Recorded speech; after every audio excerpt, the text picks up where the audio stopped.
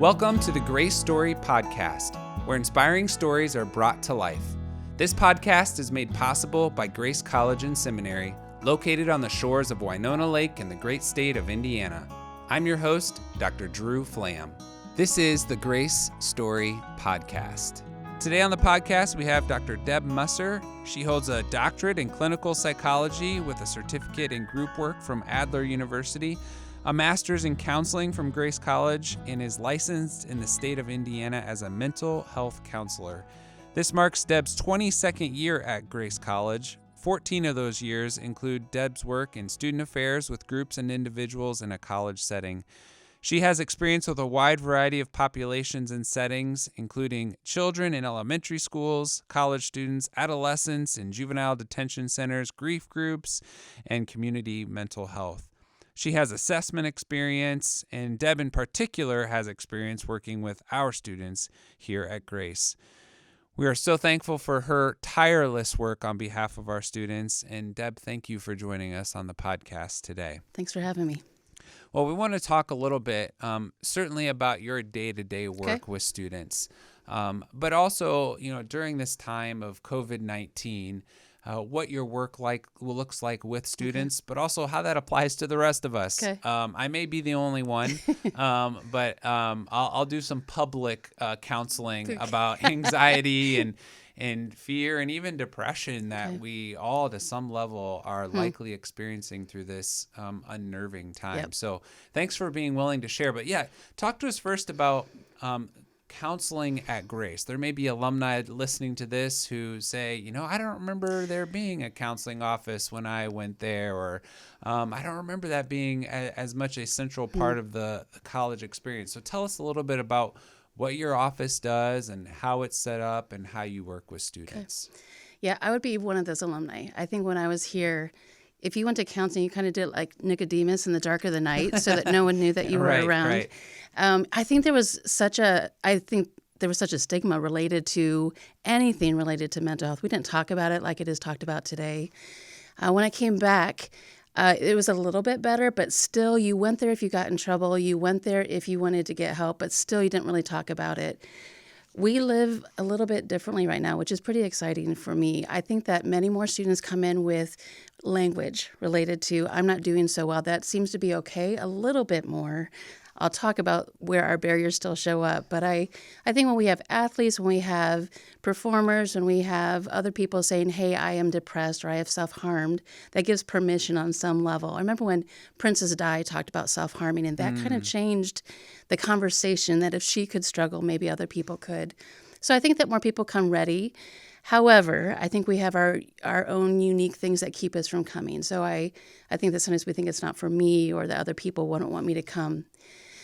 That said, people come. So last year we saw 28% of the campus, which is staggering, and I'm so thankful for that. Yeah. This year we're going to have over 2,700 counseling sessions, which is going to break a record on a year that we had COVID.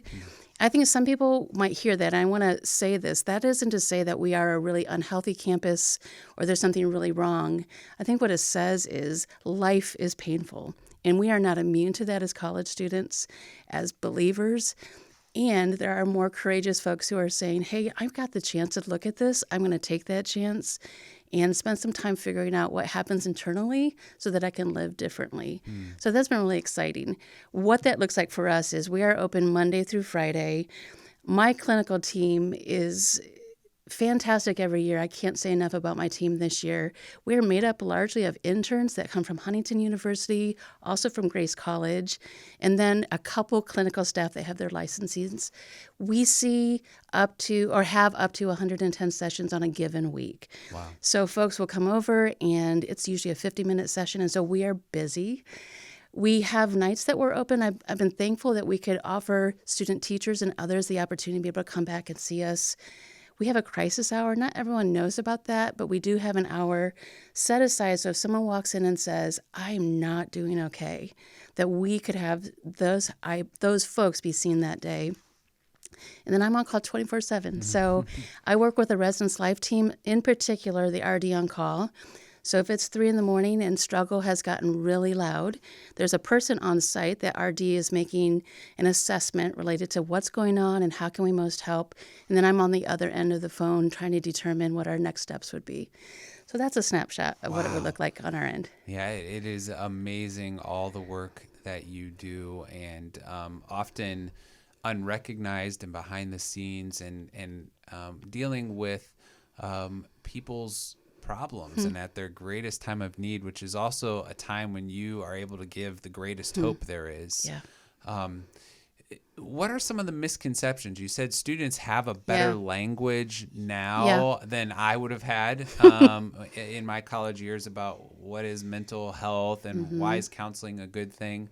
But there's still these misconceptions. So what are some of those for college students as it relates to mental and emotional health? Okay. I wrote them down because I wanted to kind of capture over the course of what we look at. Sure. I think one of the common things I'll hear is that my pain is not the same as someone else's, in the sense of theirs is more important, theirs is harder. So I think a lot of times we can invalidate our own pain, and I try to level the ground there. Pain is pain. I think that when we stack it side by side, we get into comparisons games that aren't fair. So I hear that a lot. My pain is not as big as someone else's. I will hear a lot of times, I'm the only one who struggles, at least to this depth. So I walk on campus and everyone looks okay. People sing in chapel and people do okay in their classes. And I am the one that doesn't do those things. I am not okay. And so there are times I wish that confidentiality didn't exist for me. I wish I could let everyone know, I just heard that 3 hours ago. You are not alone. Because in the mental health field, what we know is the secrecy and the shame and the pushing things down is what exasperates those things, right? To know that I'm not the only one that has to figure out a really upside down world can actually be some of the most freeing information. I think some of our students will say, you go there if you're crazy. I think that's from my generation, that you only go to seek services if it is paramount to you being locked up somewhere or you are having a title that isn't fair. I think that proactive work is really, really essential so that we're not just dealing with the fallout. On a Christian campus, we have sometimes things that we claim that are super not fair, I'll be honest. If I prayed harder, if I leaned in with God more, if my trust were stronger, then I wouldn't. And the equation is if I do these things, then I won't have pain. I don't see that anywhere in the Word of God. I'm so thankful, actually, that we see very real men and women who were broken and lived in broken worlds, and God leaned in and met them there and let us see that. But I do think that there lives in this idea within our world of if I did it better faith-wise, then I wouldn't struggle at all. Now, our faith can make a difference. Even people who don't know Jesus will say having faith gives you a level of protection that's different than people who don't have something to believe in. People who don't know Jesus say that. So we can claim that there is a difference in something to lean in that gives me meaning, that gives me hope, but we're not immune to it. Help is different than being immune to pain. So I would say we have a fair share of that. A small campus has both good and bad. So I think there's this, if I go, will someone know? I'm really thankful for where we're right now located. Having it at the GHOC means there's tons of students going over way there. On the edge Absolutely. Of campus. Yeah. And we are located with the nurse, so people don't know if you're going because you have a cough or something else. Right. So that's been really cool. But small campus reality is that it's a little bit easier for people to know your business. Students would say that often. I can't get away anywhere. But the flip of that, that's the beauty of what we get to do. It's the one place, perhaps, where you go and it can be your space, which brings me to the next one, which is it really confidential? And so if people find in the structure of where we work, the dean of students is my boss, so there might be the perception that what we say might be spoken to faculty or staff or to the residence life staff. Confidentiality exists in our world just like it would down the street at another center, but I think there can be a misconception that it's not going to really be my confidential place. Sometimes that gets tricky. So 18 is the age of consent. So that also means if someone says, I know you see my daughter or my friend or my roommate, not confirming or denying is helpful for a client, a student client, but can sometimes feel like not everyone gets to know that might want to know. So that's a misconception that I like to clear up, that 18-year-olds and above get to make a decision for their mental health that I hope that they'll make for the rest of their life. Right. Do those misconceptions, you think, are pretty similar, like 18 and beyond for folks regardless of age, or do you see some generational difference in misconceptions around mental and emotional health? And I probably use an N of one with myself here on this one, but yeah. You have doctor in front of your name, so you can... I get to say that. No, I think that generations have looked at mental health differently. I think that the Christian community has looked at mental health differently. I think now that in the last year, at my church, we've talked about mental health publicly when that wouldn't have been done when I was a kid. I grew up believing that if I loved Jesus the best I could, I might struggle, but I wouldn't be depressed. I might really stumble, but I'm not going to be anxious. So that was my youth group, my church, my family system, my small town. That's kind of what we just believed and said.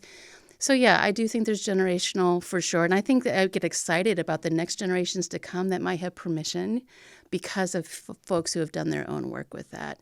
I think location can also impact that. Small city, big city. I think on our campus, there might be certain populations that are really, really busy, but also might face barriers with counseling. So being an athlete, having to always put on the mindset of go out there and do your very best and win. And we don't have time maybe to kind of stop and look at this thing right now, may not have the time or sometimes their own permission to come in. So if I extend that, are there people in our world who don't have permission maybe to go to counseling? Sure. I wonder if every CEO or every pastor or every whatever the position is might face their own barriers and go in because of how that would be perceived. So I love it when people will break that down and we'll talk about it. That's been exciting for me to say I'm going to come in anyway. One of the things Grace has decided to do is provide a certain number of sessions for free. Tell us just a little bit about the structure. A student comes in and is like, I'm struggling, like what happens now? Okay. So we have a pre-registration form that's online, which allows anyone to do it without anyone knowing. You don't have to go to the counseling center to get started. But once you submit that, we get you connected to a therapist and we set up the first appointment. And during the first appointment, we do something called an informed consent, which basically says, here's the rules of the game. We're going to let you know. We talk about confidentiality there. Despite that there's confidentiality, for example, I couldn't keep to myself that someone is wanting to hurt themselves or others. I couldn't keep to myself that there's a minor who's in a situation that is not safe. So we lay the ground rules. But one of those ground rules includes you get free sessions here. We put the number at 8. There's nothing magical about that. There's 8 per semester, which means if you go every other week, you're never going to have to pay. And I do want to say that there's never a monetary barrier that we will not erase. This isn't about making money. It's actually about stewardship of what I have been given. I think that when we didn't, there was this, well, they're free. I can go whenever I want. And so more of an option to not have to make everyone count. And so I found, and it's been fascinating for me to see that a $5 bill creates that kind of decision making, right? Like, how can I make these count because I don't want to pay? Are you worth a cup of coffee, Deb Musser? And I think there's been this part on my end of my relevancy with those that I sit with stands in the balance. And so we're not just passing time. We're not just having coffee. We have fun.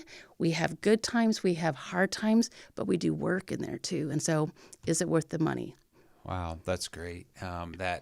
I'm so thankful we're able to assist our students in that way, and it's made a priority. This is maybe a bit anecdotal. You may not have the exact stats, but I'm just interested to know if you're able to share what percentage of students would you say are coming, and this is really the first time that they've ever engaged formal counseling of some measure, versus how many students are coming and, hey, this is just a continuation of a journey I've been on. Of all the stats that I have with me, Drew, that would be the one that I don't have. That's more anecdotal, I understand. I would say 25 to 35% come in saying I've done it at some point. Okay. It may not be that I was doing it right before I got to Grace, but at some point in my life I've been. And then the rest would be, this is new to me. I've never done this. And then folks can go over time. So someone would be a freshman, not go their sophomore and junior year, but come back. Sure. So their first time was still at Grace, but it's their second time in doing therapy. Yep. It still says there's a significant portion of our students who this is their first time engaging the process. Absolutely. In your role, certainly there is, more formal counseling with a certain number of students, but there's also just kind of caring for the general emotional and mental well-being of campus, and speaking into how all of us, whether we're in counseling or not, need to take care of our mental and emotional health. What are some ways that that's done a little bit more campus-wide? Yeah, at the very beginning of the year, I have a lot of opportunities to be in front of certain groups of people. So I meet with new faculty, or I meet with the whole faculty at large to just talk about what are the realities. Like, I know that across campuses in the U.S., that the numbers of people asking me in counseling is going through the roof. It's not commensurate with the growth rate of the campus. And there's a lot more crisis that's happening. So it's not just I want to meet every week, but I am in immediate crisis now. Suicide is the second highest on college campuses. Wow. A lot of folks don't know that. And so to educate folks that could be around our students is really important. I think that sometimes other generations, or we as a people in the United States, have really, I don't want to even say demonize it. We have used words that are not fair for this generation, that they are fragile, that they are snowflakes. And I know that those came from somewhere. But I think that we simplify a pretty complex idea. And so really trying to get rid of some of that ideology to educate and to also help. I think our faculty, our staff sometimes want to know, what do I do? Is any pain something that I need to send someone to the counseling center, or is there something that I can do? So it's really exciting to let people know that presence counts. Most of us, honestly, having an set of eyeballs look at us and say, I'm hearing you and I'm with you, the amount of freedom and distress reduction that can be is pretty huge. So I let people know what their lane is.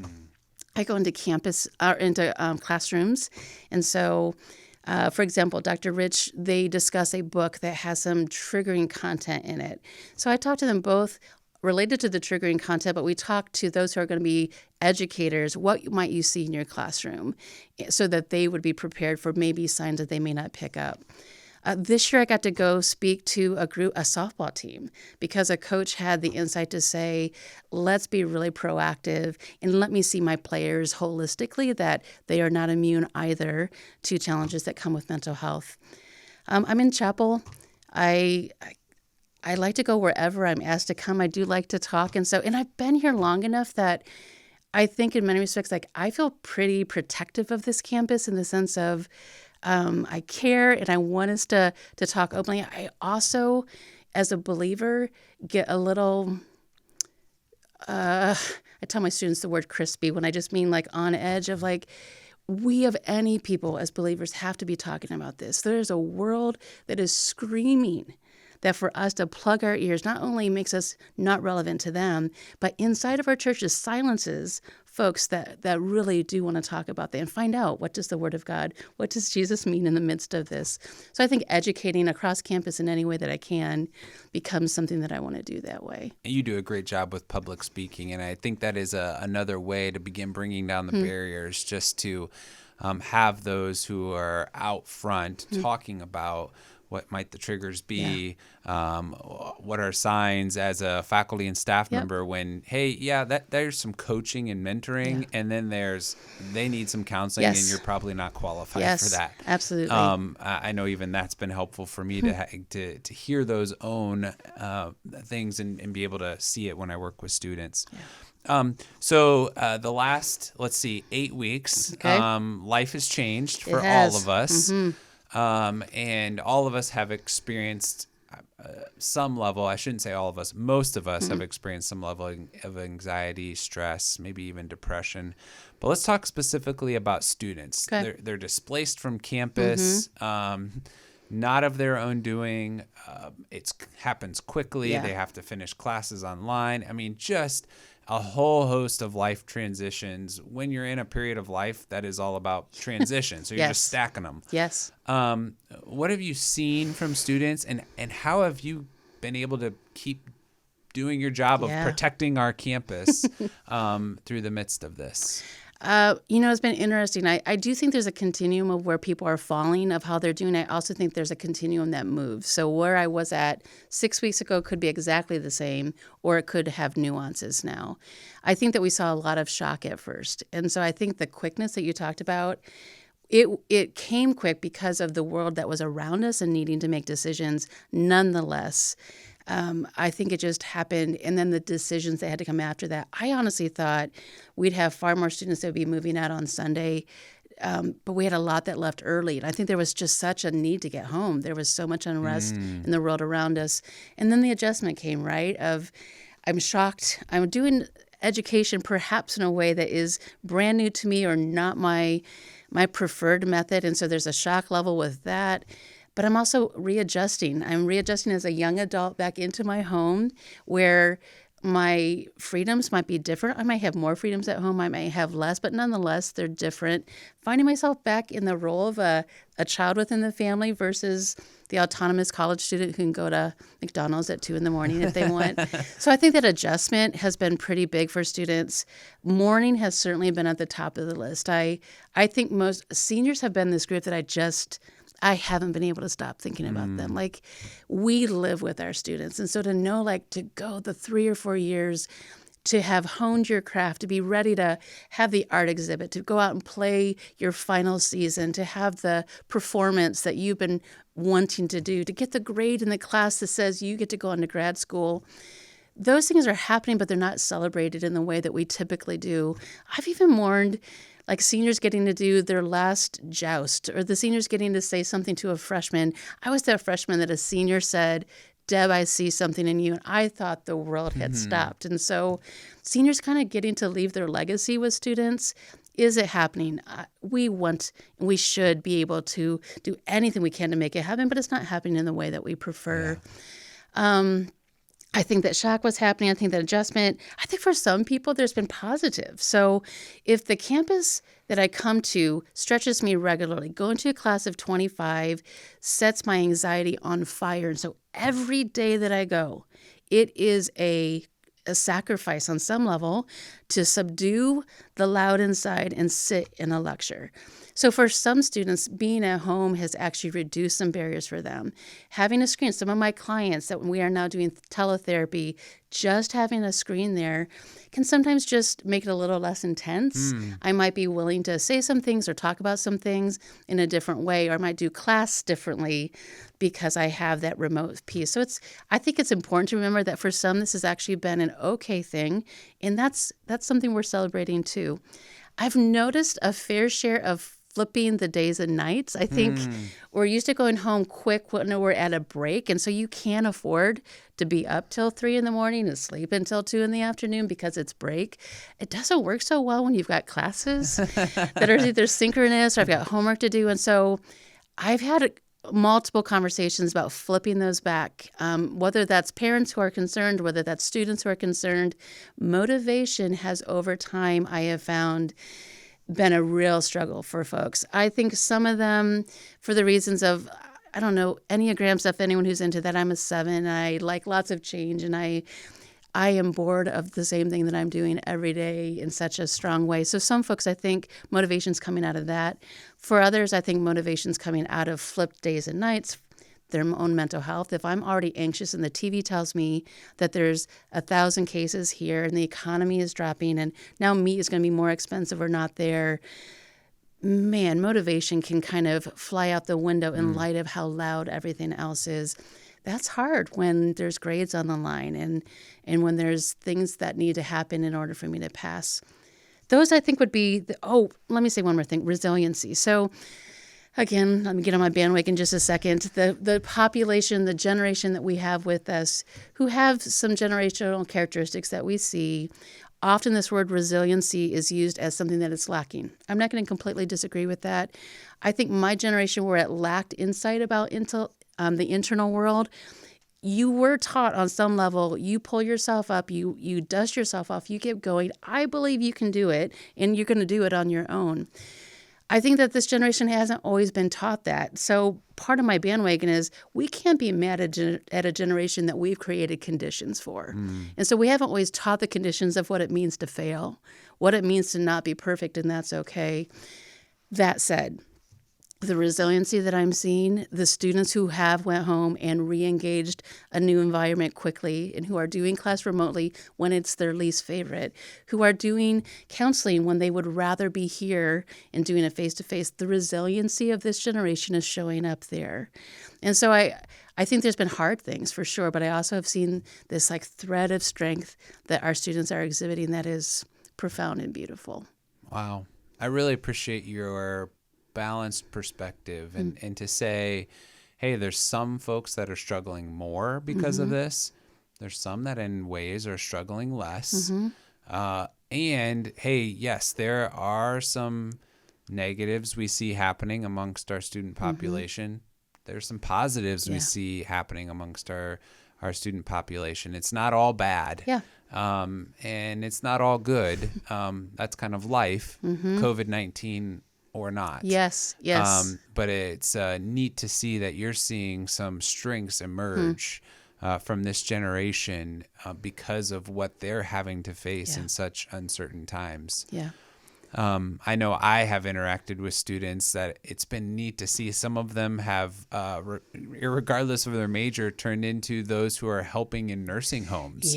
And said, no, you know what? This is my time to step up as a healthy young person to do something significant for society. And I'm like, wow. Absolutely. And I was part of the decision to send students home, and I got a text from a senior that same day saying, thank you for your leadership on our campus. And I'm like, oh my goodness, like my life is not that hard compared to a senior who just got sent home. It's just been neat to see some of the ways our students have stepped up to the plate and out in faith. Absolutely. Okay, we're going to do some COVID-19 counseling for Drew Flam. I give my full consent, and maybe others can benefit. But one of the things I've noticed for myself is each day is different. Like one day I'm like, working from home, get to see the family more.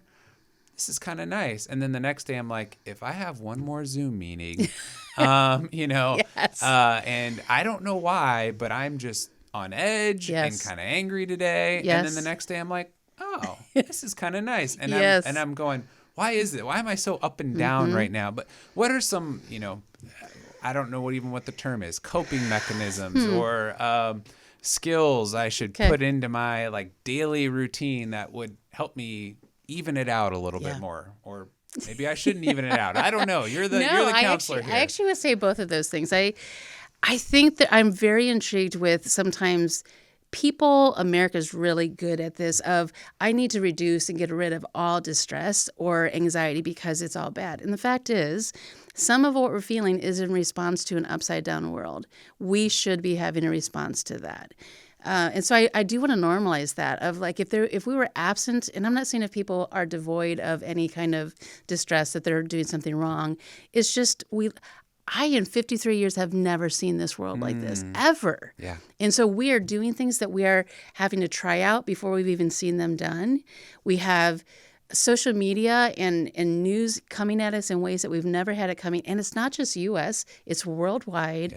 So in that way, I guess I want to just say, don't get lost in it, but also recognize as a human, when life happens, we are wired and made to have impact from that, which actually can be helpful. For me to get nervous before I talk to you here is helpful so that I don't disregard that it's kind of a big deal, that I want to be thoughtful about things. But I do think there's some things that when distress is screaming, when it is loud, our ability to function starts to falter there. So I'm going to just say, a lot of the strategies, I think that people will say, are you serious? Do you get paid to really give people this kind of education? But it's really the doing it that's the big thing. So I would say it's the routine of life. It's having especially for students maybe that are or anyone who's staying up later, or every day is kind of like a Saturday or a Sunday, having a structure that gives meaning to each day can help normalize that a little bit. Anxiety right now is extra high for good reason. So one of the cool ways that God has made our body is that we can't be calm and really, really anxious at the same time. We just can't do that. So when we are highly anxious, our mind is going a mile a minute. Sometimes it's hard to get that to stop. Some people experience panic attacks that are so scary and so real. It is physically and emotionally taxing. Some people are just falling asleep or not falling asleep because of the head that's going on. Whatever the symptomology, breathing can be a really big help there. So when we tend to be nervous, we breathe shallowly, we breathe quickly. Diaphragmatic breathing is this big word that just means we breathe so deeply. I tell people this way: if you put your hand over your belly button and you're breathing correctly, you'll actually move your hand out because it's deep breathing. And deep breathing done over time and done consistently sends this message to our body that thinks that there's a bear there, so therefore I need to run or fight. It sends a message of there is no bear. And what can happen is, even though our head still has things to figure out, there's still COVID around, there's still Zoom meetings to do, our body begins to believe that it can ratchet itself down. And so that's really helpful. So I am very much advocating that people really engage deep breathing in ways that give their body a chance to catch up with what's been going on in the day. Other coping strategies: know what you're thinking about. So saying COVID is the worst time in my life, I will fail every class, though we might believe it to be true, if we just keep saying that, that's the narrative in our brain. So the narrative that is going to be promoting the emotions that we feel and the things that we do, right? If I'm going to fail, why do I even do homework on this day? If I hate a Zoom meeting, for me, I feel like everyone's looking at me on those Zoom meetings. That's probably my stuff. But if I believe and just keep telling myself that, I will live that narrative out versus everyone's not staring at me. The fact of the matter is they're a little box on my screen and they see lots of other little boxes, not just Deb Musser.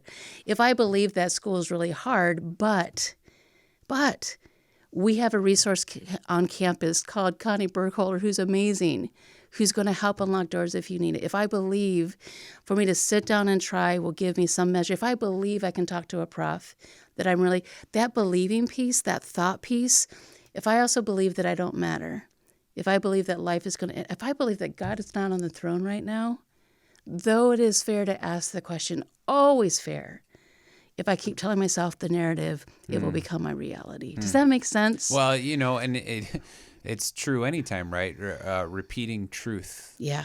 And, that's where we as believers have an advantage, right? Like we know truth and we have access to it.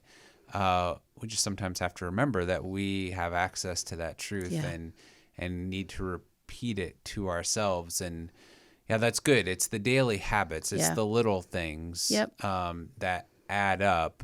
So you're telling me I need to put, dress pants on every day instead of sweatpants. Right, okay. right, well, I don't know if we're going to go that far, but I absolutely see the need for a schedule, the need to try to create some version of normalcy. Yeah. It may be a new normal, but yet the ability to access truth and repeat what it is, for me to be and look healthy emotionally. Absolutely.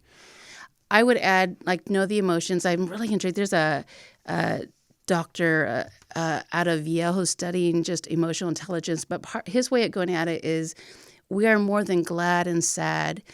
We are all variances of emotions. And so being able to adequately identify this is really how I'm feeling gives us a much better chance not only to understand why and what's going on, but a better chance to also say, is there a different way that I want to feel? And what's the path between those two? Now, that is not always just a snap of the fingers, but I think that there's far more volition that we might have than we feel, especially when we're cooped up. So I think emotional intelligence counts here. People count big. Have your people, whether that is 1, whether that is 10, because sometimes telling myself truth is not going to work. It's like women talk about this, but if I don't feel pretty and everyone just keeps telling me that I'm pretty, it kind of bounces off, except for certain people who have my attention. and the work that I have to do to believe it myself. So sometimes you might have to say, who will I trust when I don't trust myself? Who will tell me truth when I don't know how to believe it? So having those resources of people around, and I'll add one more thing. I love this idea, well, you brought up one of them, getting outside of our own story, like doing for others, expands us in some way, right? We get to see other stories. We get to do something that gives us a sense of like purpose and meaning in what we did. So that really counts. This opposite emotion idea is sometimes when we're sad, you listen to a sad song, you watch a sad movie. I'm mad, I do the same thing. Sometimes we need to give ourselves the permission to do the opposite so we get a breather. Being sad 24/7, angry 24/7 is exhausting and not always in our control. So sometimes putting in our day something that's going to be lighthearted or funny or joyful can give us a chance to get our head above waters and feel differently for a moment before we return to the hard work of figuring out how to live in an upside-down world. Does that make sense? Absolutely. No, and again, we go back to Scripture. I was telling our kids this morning, we were talking about love. What's the greatest commandment? Love the Lord, but love others. And it's the greatest commandment because it gives us such great purpose to love others and show that love to others. I do want to ask about kids, since we're in the Drew Flam counseling session here. So kids are just family in general, people in general. We, in this period of time, are not only caring for ourselves, which is important, but like you just said, we need to be there for others. Yeah. So what are some of the best ways that we can be there? For me, it might be my kids at home because that's where I'm at right now. For others, it might be their parents. It might be their friends or siblings or spouses or, just friends. Who give us some ways that we can be effective in supporting others who are going through these emotional roller coasters. I would say being available is probably one of the top of my list. So knowing your people enough, knowing your kids enough, the people you work with, those that you love, and knowing when they're in distress and paying attention and leaning in. So it's a kiddo who is scrapping after his brother for the 5th time that day. And though they may often fight, but this feels louder, this feels stronger, they're out of sorts differently. I think it's leaning into that and trying to pull away to get to what's really going on, to slow it down. That doesn't mean permissive necessarily, but that does mean conversation. Speaking of conversation, I think it means knowing what you need and then putting that out there. So my sister who has 2 kiddos might need them to spend the night with me for both of them and for her. But me as a single woman, quite honestly, having people in my home right now, which is so very, very low, it's been so good to have like flesh people. It's good to be here, like you said, to start. And I think it's asking. I'm really good at reading a room and figuring out what people need. That's kind of what a firstborn can do pretty well. I'm a pleaser as well. But I've had to figure out how to fire myself from that job because it's not my job always to know that. It's my job to pick up symptoms or signs or whatever we call them. It's my job to also ask. Because I might think, Drew, I know what I should do for you, and it could be completely off. Much different if I say to you, Drew, what do you need right now? I don't know what I need. Let's slow it down. What are you feeling then? Can you breathe give me a little bit? breathe a little bit. Let's kind of, and then let's together talk about what's going on and what would be helpful in that situation. Sometimes it's not fixing it. Sometimes it's not going to go away. It's sitting in the messy and saying it does stink, and this is hard, and you're not alone. Something I've been even hearing. This reminder: this is not going to last forever. That we know of. Even if our new normal never goes back to the old normal, wars have ended, pandemics have ended, things end, which is a whole nother God thing that I love that time helps us heal. There's going to be a day that this is either so normal that it doesn't feel distressing or that it changes in some way that feels like the old comes back. Sharing that truth can be also very helpful. So that would be, I know I'm getting really vague or general, but I just think people are too complex, too unique, too nuanced to have a one-size-fit-all. I think it's slowing down, paying attention, asking, and sometimes also offering. It might be you saying, Deb, I am like punchy today. I want to hit things or yell at things. And I'm telling you, I don't know what I need, but I probably need to figure that out. Can I talk to you about that? So I think we as believers don't always know that if we're going joy, Jesus, others, and you, do we ever put our needs out there? I say yes, that it is not. Joy does not mean we don't have needs. And so I think it's learning to identify them, sometimes even asking someone else to meet us in that place. Listening and asking. Listening and asking. That's really good. Well, thank you so much for what you do for our campus. It's amazing. Thank you for what you do for students. And, even in this time of uncertainty, thanks for the ways that you've stepped up to still be there for students. And we can't wait to have them back here on campus. I know. And that's why we are a Christ-centered community, best lived out in person, flesh to flesh. And so can't wait to have them here. But thank you for all that you do and for being on the podcast. Can I add one more thing? Absolutely. I think I would be neglecting the group if I didn't say this. There would be some folks that experience mental health challenges on a regular basis, whether that is known or not known. These times may be making that shoot through the roof. So depression that feels lower. I mean, I think there's a lot of folks right now that are pretty nervous about where suicide rates are or where they're going to be, about the trauma work that's going to be done when we're done. And so I guess I would want to say, though some people are doing better, though some people are struggling, but they're still doing life, there is a group of people that might feel very, very missed, that their level of pain is screaming. And I would say to that group, I wish I could get you in a place where you could feel like you could talk to someone if you're not, but don't neglect it. Find a person. There are telehealth therapy options in lots of places. Do your own self-care. Treat yourself like you would your favorite person when your pain is loud and you don't want to do. That group of folks might feel super alone in a time that doesn't feel like there's any hope for it to be different. And if you know of someone, don't ignore that. And if that is you, would you let someone know?